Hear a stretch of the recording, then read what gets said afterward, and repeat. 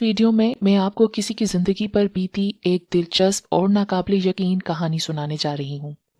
मेरे शौहर को वालिदैन के इंतकाल के बाद विरासत में कुछ ज़रई ज़मीनें मिली थीं, इसलिए डॉक्टर होने के बावजूद उन्होंने उस गांव में रिहाइश इख्तियार की जहां पर ज़मीनें थीं। वहीं वो क्लिनिक भी करने लगे। इस तरह ज़मीनों की देखभाल के साथ इलाज मुआवजा भी चलने लगा। ज़मीनों से क्योंकि ठीक ठाक आमदनी हो रही थी, इसलिए वो गरीबों का इलाज मुफ्त करते थे। वो सिर्फ वडेरों और जमींदारों से पैसे लेते थे। सो अल्लाह ने उन पर अपना खसूसी करम किया और थोड़े ही दिनों में उनके इलाज की धूम मच गई। उनके हाथ में अल्लाह ने शिफा रखी थी, इसलिए उनको दस्ते शिफा का खिताब भी मिला हुआ था। मेरे शोहर की रिहाइश अंदरूनी सिंध के एक पसमानदा से गांव में थी। वालिदैन वफात पा चुके थे, सब बहन भाइयों की शादी हो चुकी थी। ये सबसे छोटे थे और घर में अकेले रहते थे। बहन भाई सब शहरों में आबाद थे। सन 1960 की दिहाई थी जब मेरी उनसे शादी हुई। मैं कराची से शादी होकर उस छोटे से गांव में गई थी, जहां बिजली की सहूलत भी नहीं थी। शुरू में तो बहुत परेशानी हुई, मगर मैं फिर आदी हो गई। वैसे मैं यहाँ जमींदाराना ठाट से ही रह रही थी। जब हमारे बच्चे हुए और उनकी पढ़ाई का वक्त आया तो हम करीबी शहर में मुंतकिल हो गए। शहर में मेरे शोहर को एक बहुत पुराना मकान सस्ते दामों मिल गया था, जिसकी मुरम्मत और रंगो रोगन करवा के अपनी जरूरत के मुताबिक हमने उसे रहने के काबिल कर लिया। ये घर गांव की हवेली की तरह बड़ा तो नहीं था, मगर फिर भी बहुत कुशादा और 2 मंजिला बना हुआ था। गांव से खाना पकाने और बच्चों को संभालने के लिए मासी सुगरा और बाहर के काम काज के लिए एक छोटा लड़का अली गोहर हमारे साथ आया था। हमने नौकरों को रिहाइश ऊपर के कमरों में दी थी। मेरी असल कहानी उस घर से शुरू होती है। एक दिन मासी सुगरा की ऊपर वाली मंजिल से जोर जोर से चीखने की आवाज आई थी, बीबी दरवाजा खोलो। अली ने बाहर से दरवाजा बंद कर दिया है। अली से मासी की नहीं बनती थी, वो उसे अक्सर अपनी शरारतों का निशाना बनाए रखता था। उस वक्त वो बाहर सौदा लेने गया हुआ था, इसलिए मासी के पुकारने पर मैं ही जल्दी से ऊपर गई, मगर दरवाजे पर तो बाहर से कोई कुंडी नहीं लगी थी। मैं समझी दरवाजा तेज हवा के बाइस बंद होने से जाम हो गया होगा। मैंने बहुत जोर लगाया, मगर दरवाजा खुल ही नहीं रहा था। इतने में अली भी आ गया। उसने समझा कि मासी ने अंदर से कुंडी लगा ली है, मगर वो भी खुली थी। दरवाजा बाहर से बंद है, अंदर से नहीं। मुझे कुछ खतरे का एहसास हुआ तो मैंने फौरन आयतुल कुर्सी का विर्द शुरू कर दिया। उसके बाद जैसे ही अली ने दरवाजे को हाथ लगाया, वो आसानी से खुल गया। मैंने मासी को इस बारे में कुछ नहीं बताया था कि वो डर ना जाए। वो उसे अली की शरारत ही समझ रही थी। जब मैं उस घर में शिफ्ट हुई थी तो मुझे घर की फिजा अजीब भारी सी महसूस हुई थी, लेकिन मैं कुछ समझ नहीं सकी थी। चूंकि मैं सोमो सलात की बचपन से ही पाबंद थी और रोजाना चारों कुल आयतुल कुर्सी और मंजिल पढ़कर घर पर दम करती रहती थी, इसलिए मुझे डर तो महसूस नहीं होता था, मगर कुछ अनजाना सा एहसास होता जैसे कोई और भी यहाँ मौजूद है। दूसरी बार जो वाकया पेश आया, उससे मुझे यकीन हो गया कि यकीनन कोई और मखलूक भी यहाँ रिहाइश पजीर है। उस दिन मासी कुछ सामान निकालने स्टोर में चली गई थी। जैसे ही उसने कोठरी का दरवाजा खोला, चीखती चिल्लाती भागती हुई आई, बीबी स्टोर में एक बहुत बड़ी बला बैठी है। वो डर के मारे कांपती हुई बोल रही थी। क्या है मासी, चलो तो मेरे साथ। मैं देखने के लिए उठी। नहीं बीबी, आप नहीं जाएं, वो बहुत बड़ा है।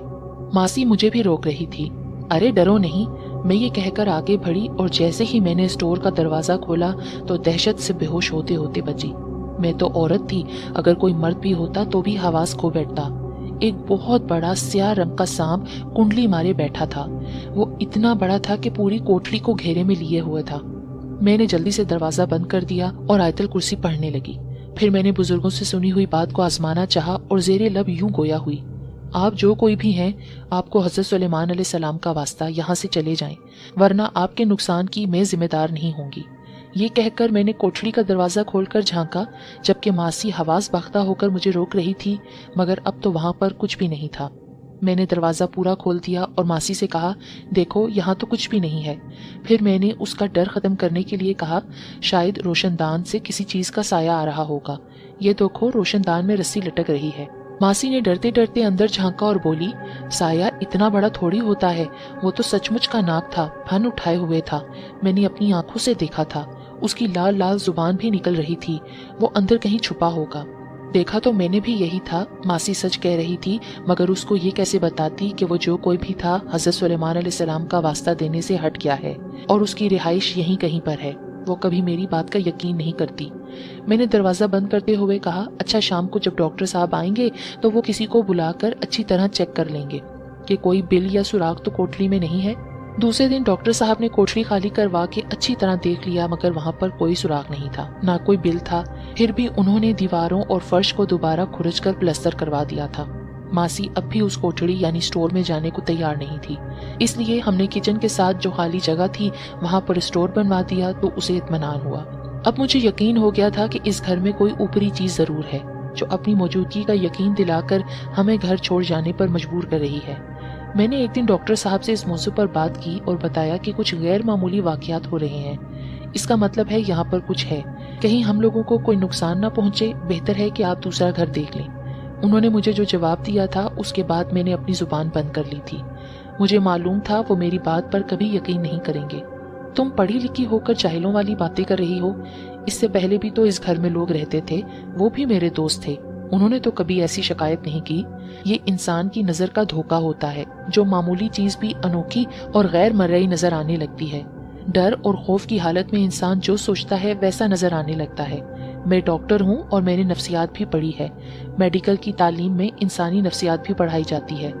इतना तवील लेक्चर सुन के मुझे खामोशी होना पड़ा, लेकिन चंद दिनों बाद मेरा फिर एक ऐसे ही वाक़े से वास्ता पड़ा था। उन दिनों तफरी का कोई और जरिया तो था नहीं, सवाए इसके कि वडेरे और जमींदार या तो शिकार खेलने जाते थे या सिनेमा हॉल जाकर फिल्म देखते। डॉक्टर साहब यानी मेरे शोहर भी फिल्मों के शौकीन थे और हर नई फिल्म दोस्तों के साथ जाकर जरूर देखते थे। उन दिनों मासी छुट्टी लेकर अपनी बेटी के घर गई हुई थी। अली की भी तबीयत खराब हो गई तो वो भी गांव चला गया। मैं बच्चों के साथ घर में अकेली थी। उस रोज मेरे शोहर का फिल्म देखने का प्रोग्राम बन गया। उनकी क्लिनिक अभी तक गांव में थी, वो सुबह जाते तो शाम को वापसी होती, इसलिए आखिरी शो यानी 9 से 12 वाली टिकटें खरीदते। उनका प्रोग्राम आखिरी शो देखकर आराम से सोने का इरादा था, क्योंकि दूसरे दिन इतवार था। उन दिनों रात को देर तक जागने का रवाज नहीं था, लोग जल्दी सोते और जल्दी उठते थे, इसीलिए सरे शाम ही सन्नाटा छा जाता था। डॉक्टर साहब का ये प्रोग्राम था कि वो गेट को बाहर से ताला लगाकर चले जाएंगे ताकि मुझे उठकर दरवाजा खोलना न पड़े और मेरी नींद खराब ना हो। मुझे भी उनकी तजवीज पसंद आई और बच्चों को खाना वगैरह खिलाने के बाद उनको सुलाकर खुद भी सो गई।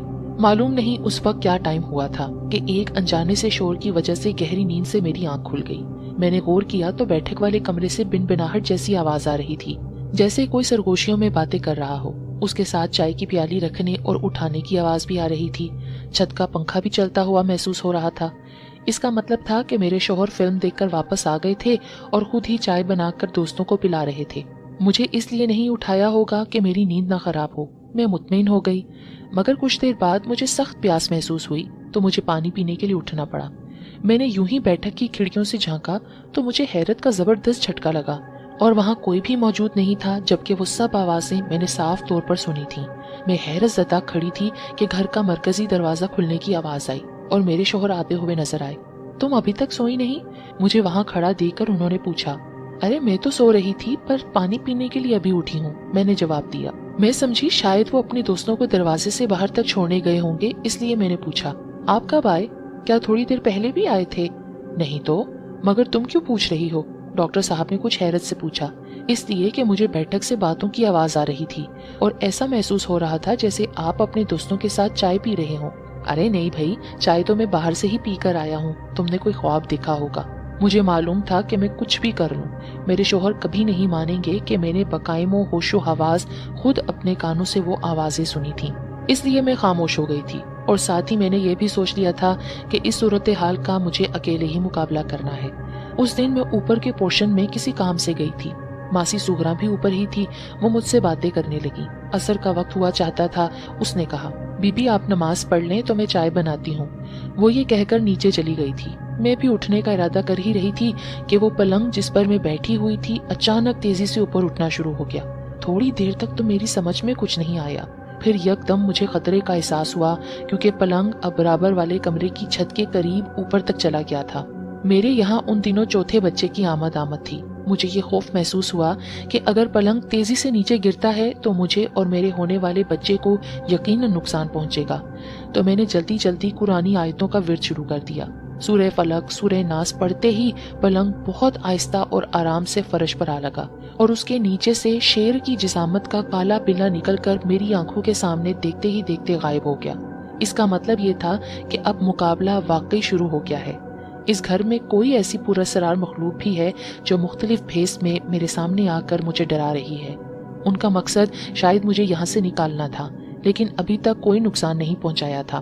میں نہ کوئی عالم فاضل تھی نہ عامل کامل، مگر میں اللہ کی ایک ادنا بندی اتنا ضرور جانتی تھی کہ ان چیزوں سے جو ڈرتے ہیں انہی کو وہ ڈراتے ہیں۔ میں نڈر واقع ہوئی تھی، پھر مجھے اللہ اور اس کے کلام پر پورا یقین تھا، اس لیے مجھے غیبی مدد مل رہی تھی اور مجھے اور گھر کے دوسرے افراد کو کوئی نقصان نہیں پہنچا تھا۔ اور دوسری بات جو میری سمجھ میں آ رہی تھی وہ یہ کہ وہ مخلوق جو کوئی بھی تھی مجھے نقصان پہنچانا نہیں چاہتی تھی۔ شاید وہ نیک جنات تھے، بہرحال اچھے اور برے تو سبھی ہوتے ہیں۔ اس دفعہ بھی میرے یہاں بیٹا ہوا اور میں 3 بیٹوں اور 1 بیٹی کی ماں بن گئی۔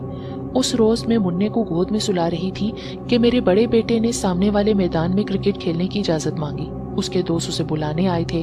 میں نے اس کو اس شرط پر اجازت دی کہ مغرب سے پہلے آ جانا، اور وہ خوشی خوشی اپنا بیٹ اٹھا کر چلا گیا۔ اس بات کو بھی 5-10 منٹ ہی ہوئے تھے کہ منا سو گیا تھا اور میں اس کو جھولے میں لٹا کر اٹھی تھی کہ ماسی کے پاس جا کر رات کے کھانے کی تیاری کروں۔ اتنے میں مجھے سامنے سے میرا بڑا بیٹا آتا ہوا نظر آیا۔ ارے تم اتنی جلدی آ گئے، میچ ختم ہو گیا کیا؟ مگر اس نے مجھے کوئی جواب نہیں دیا اور اندر کمرے کی طرف تیزی سے قدم بڑھا دیے۔ تو میں نے اسے پھر آواز دی، بیٹا۔ میرے آواز پر ماسی بھی اٹھ کر کھڑی ہو گئی اور بولی، بی بی آپ کا بیٹا تو میچ کھیلنے گیا ہوا ہے، مگر ماسی ابھی ابھی تو وہ اندر آیا ہے۔ نہیں بی بی، دروازہ تو میں نے ہی بند کیا تھا، وہ ابھی واپس نہیں آیا۔ اچھا، کہہ کر میں خاموش ہو گئی، مگر میں نے خود اپنی آنکھوں سے اپنے بڑے بیٹے کو دیکھا تھا۔ میری آنکھیں دھوکہ نہیں کھا سکتی۔ میں اپنی تسلی کے لیے اندر کمرے میں گئی، وہاں کوئی نہیں تھا۔ اب میرا شک یقین میں بدل گیا تھا کہ کوئی اور بھی اس گھر میں رہائش پذیر ہے۔ اس نے مجھے اپنی موجودگی کا یقین دلا دیا تھا۔ اب مجھے تو غیر معمولی واقعات اور پراسرار مخلوق سے کوئی خوف تو محسوس نہیں ہو رہا تھا، بس ڈر تھا تو صرف یہ کہ ان حالات سے خوفزدہ ہو کر کہیں کام والی نہ چلی جائے۔ چھوٹے بچے کے ساتھ گھر کے کاموں میں مجھے پھر بڑی مشکل ہو جاتی، مگر شاید وہ مخلوق بھی مجھے سمجھ گئی تھی کہ میں بھی اس کو نقصان پہنچانے کی کوشش نہیں کروں گی۔ اس لیے ماسی کے ساتھ شروع میں 2 واقعات، جب اس کے کمرے کا دروازہ بند ہو گیا تھا اور سٹور روم میں سانپ نظر آیا تھا، اس کے بعد پھر کچھ اور نہیں ہوا تھا۔ اگر میں ان واقعات اور حالات سے ڈر کر اپنے شوہر کو مجبور کرتی کہ وہ کسی عامل یا بزرگ کو بلا کر گھر کو دکھائیں اور وہ ان کو بھگانے کی کوشش کرتے، تو شاید مجھ سے ان کی دشمنی پیدا ہو جاتی کہ وہ قوم جنات میں سے تھے اور اچھے تھے۔ اور پھر ایک دن یہ بات کھل کر میرے سامنے بھی آ گئی تھی۔ ماسی اور علی چھٹی لے کر گاؤں گئے ہوئے تھے۔ اس دن میں اکیلی تھی، بچے اسکول گئے ہوئے تھے، جمعے کا دن تھا۔ جمعے کے دن میرے شوہر بھی نماز سے پہلے کلینک سے آ جاتے تھے، بچوں کی بھی جلدی چھٹی ہو جاتی تھی۔ میں نے جلدی جلدی دوپہر کے کھانے کی تیاری کر لی تھی، اس لیے سوچا کہ پہلے منّے کے کپڑے دھو لوں، پھر ٹائم نہیں ملے گا، کیونکہ جمعے کی نماز کی تیاری کے لیے بچوں اور شوہر کو غسل کرنا ہوگا۔ اس وقت اٹیچ باتھ نہیں ہوتے تھے، سب کے لیے گھر میں ایک ہی مشترکہ غسل خانہ ہوتا تھا۔ بڑا گھر ہوتا تو 2 بھی ہوتے تھے، مگر گھر بڑا تو تھا مگر غسل خانہ ایک ہی تھا۔ میں جلدی جلدی کپڑے دھو رہی تھی کہ اچانک پتہ نہیں کدھر سے ایک لمبے قد کی خوبصورت عورت میرے سامنے آ کر کھڑی ہو گئی۔ میں حیران ہو گئی کہ یہ عورت کون ہے۔ ابھی میں نے اس سے پوچھنا ہی چاہا تھا کہ وہ کون ہے، اس نے سلام کر کے کہنا شروع کیا تھا، آج جمعے کا دن ہے اور تم اتنی دیر سے غسل خانے میں کپڑے دھو رہی ہو۔ مجھے بھی کپڑے دھونے ہیں، میرے بچوں کو بھی نماز پڑھنے جانا ہے، ان کو بھی نہلانا ہے۔ تم غسل خانہ خالی کرو تو میں بھی اپنا کام کروں۔ میرا بھی اس گھر پر اتنا ہی حق ہے جتنا تمہارا، ہم برسوں سے یہاں رہ رہے ہیں۔ اس کی بات سن کر میں بغیر خوفزدہ ہوئے بولی تھی، آجو بہن تم اپنا کام کر لو، میں بعد میں کر لوں گی۔ یہ کہہ کر میں کپڑے اٹھا کر کھڑی ہو گئی۔ مجھے حیرت ہوئی کہ اس کے پیچھے میرے بچوں کی عمر کے برابر 4 بچے کھڑے تھے، 3 لڑکے اور 1 لڑکی، اور سب سے بڑی بات یہ تھی کہ ان بچوں کی شکلیں حیرت انگیز طور پر میرے بچوں سے مل رہی تھیں۔ میرے اٹھتے ہی وہ غسل خانے کے اندر مسکراتی ہوئی یہ کہہ کر چلی گئی، تم نے مجھے بہن کہا ہے تو انشاءاللہ میں بھی یہ رشتہ نبھاؤں گی۔ پھر کچھ دیر تک مجھے غسل خانے کے اندر سے کپڑے دھونے اور پانی گرنے کی آواز آتی رہی، مگر کچھ نظر نہیں آ رہا تھا۔ مجھے بہت خوشی ہوئی تھی کہ وہ مسلمان جنات میں سے تھے اور شر انگیز نہیں بلکہ نیک، پرخلوص اور مہربان نظر آئے تھے۔ وہ میرے گھر میں شراکت دار تھی اور میں نے بھی اس کو قبول کر لیا تھا۔ جب ڈاکٹر صاحب اور بچے جمعے کی نماز کے لیے مسجد چلے گئے تو میں نے دیکھا کہ میرے بیٹوں جیسے 2 بچے سفید کپڑے اور سر پر ٹوپی پہنے ہوئے ایک آدمی کے ساتھ آنگن کے دروازے سے باہر جا رہے ہیں۔ یقیناً وہ بھی نماز کے لیے جا رہے تھے، اور حیرت انگیز بات یہ تھی کہ اس آدمی کی شکل اور قد میرے شوہر سے بہت مل رہا تھا۔ وہ میری آنکھوں کے سامنے بند دروازے سے باہر نکل گئے تھے۔ میں نے اب تک اپنی زندگی میں جتنے بھی آسیب، جنات اور اثرات کے قصے سنے تھے وہ بہت خوفناک اور نقصان پہنچانے والے تھے، لیکن میرا واسطہ نہایت نیک اور بے ضرر جنات فیملی سے پڑا تھا، اس لیے میں بے فکر ہو گئی تھی۔ ان کی رہائش پہلی منزل پر بنے ہوئے کونے کے کمرے میں تھی، کیونکہ میں نے اسی طرف سے ان کو آتے جاتے دیکھا تھا۔ یہاں سب سے اہم بات یہ تھی کہ وہ سوائے میرے گھر کے کسی اور فرد کو نظر نہیں آتے تھے۔ اسی طرف سے اکثر مجھے کھانا پکانے کی خوشبو اور برتن وغیرہ دھونے کی آوازیں بھی محسوس ہوتی تھی۔ کبھی کبھی ماسی بھی کہتی، بی بی برابر والوں کے یہاں پتہ نہیں کیا پک رہا ہے، خوشبو بڑی اچھی آ رہی ہے۔ میرے بڑے بیٹے نے بورڈ کے امتحان میں اول پوزیشن حاصل کی تو میں نے اپنے محلے، پڑوسی اور دوستوں میں مٹھائی بانٹی۔ پھر مجھے خیال آیا کہ اپنی نادیدہ دوست جس کو میں نے بہن کہا تھا اس کو بھی اپنی خوشی میں شامل کروں، ان کو بھی مٹھائی کھلاؤں۔ میں نے اپنے بڑوں سے سنا تھا کہ جنات اخروٹ کی مٹھائی کھاتے ہیں، تو میں نے اپنے شہر کی سب سے بڑی اور بہترین مٹھائی کی دکان سے اخروٹ کی مٹھائی منگوائی اور ڈبہ لے جا کر اس کمرے کے دروازے کے سامنے رکھ دیا۔ وہ میری نظروں کے سامنے ہی غائب ہو گیا اور میرے کانوں میں پرخلوص آواز آئی، بہت مبارک ہو۔ اسی روز شام کو میرے بیٹے کی میز پر ایک بہت خوبصورت اور قیمتی پین کا ڈبہ رکھا ہوا ملا۔ وہ بہت خوش ہوا اور پین کا ڈبہ لے کر میرے پاس آیا اور بولا، امی یہ پین آپ لائی ہیں؟ میں یہ ہی پین لینا چاہتا تھا۔ میں سمجھ گئی کہ یہ تحفہ میری اس نادیدہ دوست نے دیا ہوگا۔ رکھ لو بیٹے، یہ میری دوست نے دیا ہے، میں نے مسکرا کر کہا۔ امی جس نے بھی دیا ہے بہت خوبصورت ہے، مجھے بہت پسند آیا ہے، بہت بہت شکریہ۔ وہ سن 70 کا زمانہ تھا جب سندھ میں لسانی فسادات پھوٹ پڑے تھے، ادھر ادھر سے خبریں اچھی نہیں آ رہی تھیں۔ ہم نے بڑوں بچوں کو کراچی، ننہال بھیج دیا تھا۔ ماسی بھی بہانہ بنا کے اپنے گاؤں واپس چلی گئی تھی اور علی نے بھی کام چھوڑ دیا تھا۔ میں اپنے چھوٹے بیٹے کے ساتھ گھر میں اکیلی رہ گئی تھی۔ میرے شوہر صبح کلینک جاتے تھے تو میں سارا دن گھر میں اکیلی ہوتی۔ صبح جاتے وقت وہ اپنے سامنے گھر کے گیٹ میں اندر سے تالا لگواتے اور جب تک میں گیٹ میں تالا ڈال کر کمرے کا دروازہ بھی نہیں بند کر لیتی وہ کھڑے رہتے۔ میں 2-3 دن سے گھر کے سامنے موجود کھیل کے میدان کی باؤنڈری وال پر ایک مشکوک سا لڑکا بیٹھے ہوئے دیکھ رہی تھی۔ وہ پتہ نہیں کب سے آ کے دیوار پر بیٹھ جاتا اور جب میرے شوہر گاڑی سٹارٹ کر لیتے تو وہ واپس چلا جاتا۔ ایسا کئی دنوں سے ہو رہا تھا۔ مجھے ایک دن یہ خیال آیا کہ شاید یہ میرے شوہر کے آنے جانے کے اوقات کو نوٹ کر رہا ہے، اور پھر میرا یہ اندیشہ صحیح ثابت ہوا۔ اس دن میرے شوہر نے جیسی ہی گاڑی سٹارٹ کی تو میں ان کو خدا حافظ کہہ کر اندر آ کر گیٹ بند کرنے لگی۔ اس دن ان کو جانے کی کچھ جلدی تھی، شاید اس لیے گیٹ بند کروانے سے پہلے ہی چلے گئے، ورنہ جب تک میں گیٹ میں تالا نہیں ڈال لیتی تھی وہ کھڑے رہتے تھے۔ جیسے ہی انہوں نے گاڑی آگے بڑھائی وہ لڑکا پھرتی سے دیوار کود کر میرے گیٹ کے پاس آ گیا اور تیزی سے گیٹ کے درمیان اپنا ہاتھ ڈال دیا۔ اب میں اندر سے گیٹ بند کرنا چاہ رہی تھی اور وہ باہر سے دھکا لگا کر کھولنا چاہ رہا تھا۔ اس کا ہاتھ گیٹ کے درمیان پھنسا ہوا تھا، اس لیے میں بند نہیں کر پا رہی تھی۔ میں اب بھی خوف اور پریشانی سے چیخنا ہی چاہتی تھی کہ اچانک میری دوست مخلوق کا شوہر آ گیا اور میری طرف دیکھے بغیر ہاتھ کے اشارے سے مجھے اندر جانے کا کہا، تو میں کمرے میں چلی گئی۔ اس آدمی کو دیکھ کر وہ لڑکا سر پر پاؤں رکھ کر بھاگ گیا۔ اس نے دروازہ کھول کے ادھر ادھر دیکھا اور کسی کو نہ پا کر گیٹ بند کر کے تالا ڈال دیا، چابی اس میں چھوڑ دی اور وہیں پر غائب ہو گیا۔ میں یہ سب کھڑکی سے دیکھ رہی تھی۔ شام کو میں نے ڈاکٹر صاحب کو بتایا کہ کس طرح وہ لڑکا اندر گھسنے کی کوشش کر رہا تھا اور میں کیسے بال بال بچی یہ قصہ میں گول کر گئی، کیونکہ میں اپنی دوست مخلوق کا راز کھولنا نہیں چاہتی تھی۔ مجھے ڈر تھا کہ میرے شوہر کچھ الٹا سیدھا نہ بول دیں جس سے وہ مخلوق ناراض ہو جائے، کیونکہ عموماً لوگ ایسی باتوں پر یقین نہیں کرتے اور خاص طور سے مرد تو جنات اور جادو وغیرہ کو مانتے ہی نہیں، حالانکہ یہ دونوں چیزیں قرآن سے ثابت ہیں۔ مگر پڑھے لکھے ہونے کے باوجود لوگوں کا کہنا ہے کہ اس زمانے میں ایسا نہیں ہوتا۔ میں تو مانتی تھی اور میرا ذاتی تجربہ بھی ہو رہا تھا۔ اس واقعے کے بعد میرے شوہر نے مجھے بھی کراچی میرے والدین کے پاس بھیجنے کا فیصلہ کیا، کیونکہ یہاں میرا اکیلے گھر میں رہنا خطرناک تھا۔ اس دن میں نے جلدی میں اپنا مختصر ضروری اور قیمتی سامان باندھا، کیونکہ میرے شوہر نے کسی کو بتائے بغیر مجھے کراچی بھیجنے کا فیصلہ کر لیا تھا۔ وہ مجھے اسٹیشن پر ویٹنگ روم میں بٹھا کر ٹکٹ خریدنے چلے گئے۔ میں اکیلی بچے کے ساتھ بیٹھی تھی کہ پتہ نہیں کہاں سے ایک مشکوک سا آدمی بھی ویٹنگ روم میں آ کر بیٹھ گیا اور میری طرف غور سے دیکھنے لگا، حالانکہ یہ لیڈیز ویٹنگ روم تھا۔ میں ڈر کے مارے خاموش تھی۔ میں سوچ رہی تھی کہ میں غیر انسانی وجود سے کبھی اتنا نہیں ڈری، اور اس انسان جو اشرف المخلوقات کہلاتا ہے اس سے مجھے کیوں ڈر لگ رہا ہے۔ میں قرآنی دعاؤں کا زیر لب ورد کرنے لگی۔ اسی وقت ایک اور فیملی جو ایک مرد، عورت اور چھوٹے بچوں پر مشتمل تھی ویٹنگ روم میں آ کر میرے برابر بیٹھ گئی۔ وہ عورت سیاہ رنگ کا ٹوپی والا برقع پہنے ہوئے تھی اور کافی لمبی تڑنگی تھی۔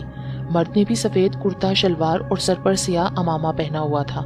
وہ اس عورت کو بٹھا کر باہر چلا گیا تو وہ آدمی جو بھی تھوڑی دیر پہلے آ گیا تھا باہر نکل گیا تو میں نے اطمینان کا سانس لیا۔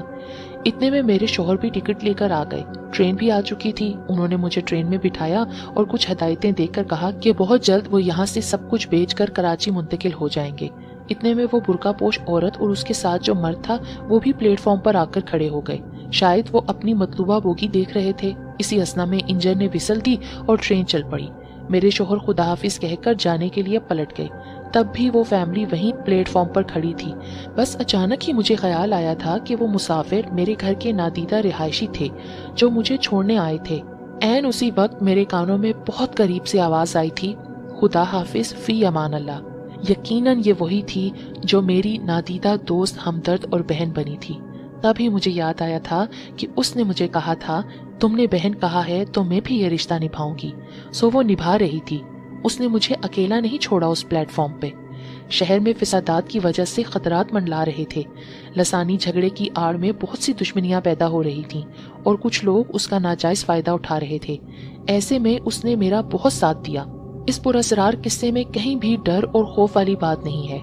گویا میں خوش قسمت ہوں کہ غیر انسانی مخلوق جنات نے میرے ساتھ محبت کا سلوک رکھا۔ اس واقعے کو بہت ایک لمبا عرصہ گزر گیا ہے۔ میری زندگی میں پیش آنے والے یہ انوکھے اور یادگار واقعات ہیں۔ اب ہمیں سندھ کا علاقہ چھوڑے ہوئے اور کراچی میں رہتے ہوئے برسوں بیت گئے ہیں۔